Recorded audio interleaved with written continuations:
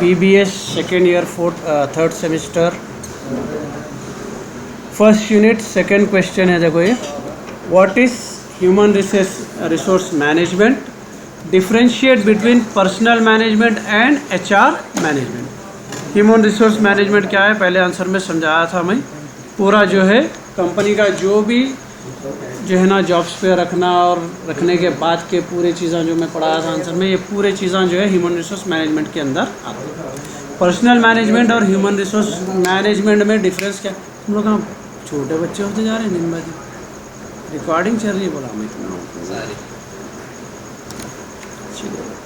According to Mikovich and Baudrillard, human resource management is a series of decisions that affect the relationship between employees and employers. Even it affects many constituencies and is intended to influence the effectiveness of the employees and employers. तो human resource का क्या है? Employer जो काम लेने वाले, employees जो काम करने वाले हैं, उन लोगों को मैनेज करना इनका काम रहता।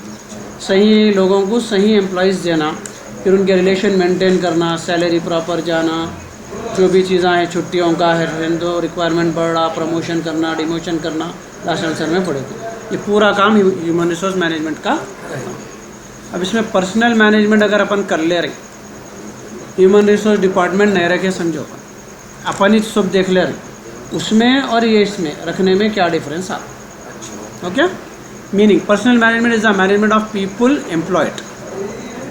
अच्छा सॉरी, ये पर्सनल है, जो भी लोगों को अपन एम्प्लॉय करके रखे हुए सिर्फ उनको मैनेज करना, दैट इज़ पर्सनल है। ये पर्सनल नहीं है, पर्सनल मैनेजमेंट है। पर्सनल बोल तो पीपल, लोग, पर्सन्स।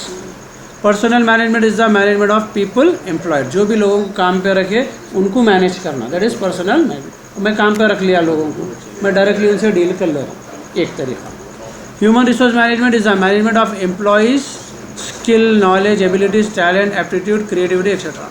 तो यहाँ सिर्फ लोगों को मैनेज करना, काम पे रखे, काम ले रहे नहीं। अब अपन ह्यूमन रिसोर्स मैनेजमेंट देखता कौन क्या काबिल है, ठीक है, अपने काबिलियत के हिसाब से सही काम पे है नहीं है, या फिर उसको दूसरी पोजीशन देना, या उसको निकाल देना, या उसका प्रमोशन करना, या उसको पैसे ज़्यादा देना, या और लोगों की ज़रूरत है, ये पूरा ह्यूमन रिसोर्स मैनेजमेंट देखता। Employ, under this employ is viewed as a commodity. यहाँ पे एक चीज़ के जैसा देखते हैं एम्प्लॉय को, काम कर रहे हैं नहीं है, चलते रहो, ऐसा समझा ना। Under this employ is considered as a resource. यहाँ पे क्या है, ह्यूमन रिसोर्स मैनेजमेंट एम्प्लॉय को एक रिसोर्स के तौर पे देखता। रिसोर्स बोलता अब मैं इसको 50,000 सैलरी दे रहा हूँ, 50,000 से मैं कम से कम उससे 1 लाख रुपये वसूलो ना, मैंने उन्हें काम करा तो उन्हें मेरे को रिसोर्स के जैसा दिखता। उसको जितना चाहे ज़्यादा मैं उसको इस्तेमाल कर सकना। Nature, it is only auxiliary और सपोर्टिव फंक्शन। इसमें क्या है बोले तो सिर्फ इन्हें क्या है, सपोर्टिव फंक्शन है, यानी कि आप काम करें ठीक है, नहीं करे दूसरा आके कर लेता, ठीक है।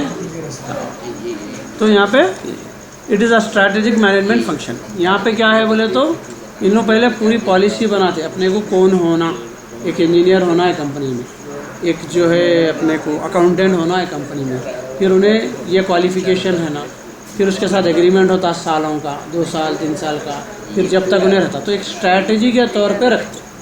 पर्सनल मैनेजमेंट में आज उसको ला लिए, काम नहीं करा, अकाल दिए, दूसरे को रख दिया, एक सपोर्ट के तौर पे उसको यूज़ करते हैं। Function, it is a daily routine administrative function. इसमें क्या है, डेली का रूटीन चेक होता है। एक लेबर को रख रहे हैं समझो अपन काम पे, ये पर्सनल को समझ जाओ, रोज़ ला रहे हैं, समझ में आ रहा, रख रहे हैं तो खुदा हाफिज़। It is a developmental process of the workforce over long period. जैसा मैं बोला, आप जब HR मैनेजमेंट मैनेजर, भाई मेरे को समझ में नहीं आ रही क्या बात आप लोगों को। इसमें जो है लॉन्ग टर्म का गोल देखते हैं। अब उसको मैं हूँ, टीचर्स को ला के रखूँगा तो मैं ये देखूँगा ये टीचर्स मेरे पास लंबे टाइम तक रहना, ट्रेन होना, फिर उन लोगों को हिसाब से अप्लाई करके काम करना। रोज़ तो नहीं ला सकता मैं टीचर्स को उसमें, तो ये डिफरेंस है। Concern, it is a reactive and response only when need arises. Concern कब होता है, जब ज़रूरत है, तो आप वो लेबर की फ़िक्र करते, आपको ज़रूरत नहीं है फ़िक्र करने की तो आप फ़िक्र नहीं करते। यहाँ पे it is proactive and concern with the present and future needs. अभी जिसको संभाल के लेके चले तो आगे अपने को अच्छा काम देता हूँ, लॉन्ग टर्म के लिए ले रहे हैं अपन उसको। एक चीज़ खरीद के लाए, अपन गाड़ी खरीद के लाए, तो अभी मार नहीं करते अपन, उसको आगे के 5 साल देखते हैं उसकी, वो एक रिसोर्स रहती है अपना, 5 साल तक केयर करते अपन, कंसर्न करते उसको, फ्यूचर के बारे में सोचते। समझे, लेबर को एक दिन गैस से लाए, किराए की गाड़ी लाए तो दबा के मार करके दे देते, that's a difference. Connection, it is independent of the organisational strategies. इसमें क्या है, जो लेबर लाएंगे एक दूसरे से कभी कनेक्टेड नहीं रहते हैं।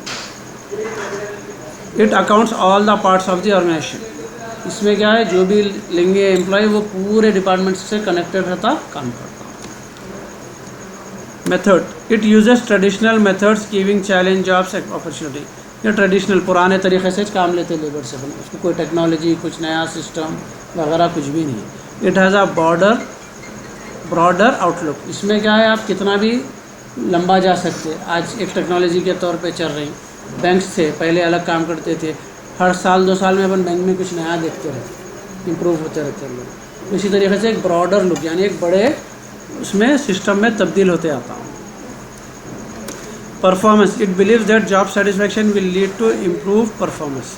इसमें क्या है, जॉब करे सेटिस्फाई है तो किस्सा ख़त्म। It approves that good performance will lead high moral and satisfaction of employees. इसमें क्या है, आप अच्छा काम करेंगे तो आपका भी जो है ना मोटिवेट होते आप, फिर आपको क्या बोल सकते हैं, कंपनी की तरफ से बोनस मिलता, प्रमोशन मिलता, तो आपको आपका मोरल बूस्ट होता। ये चांस। ओके, फर्स्ट यूनिट का है, फर्स्ट यूनिट का सेकंड आंसर हो गई, फर्स्ट यूनिट। 2 इंच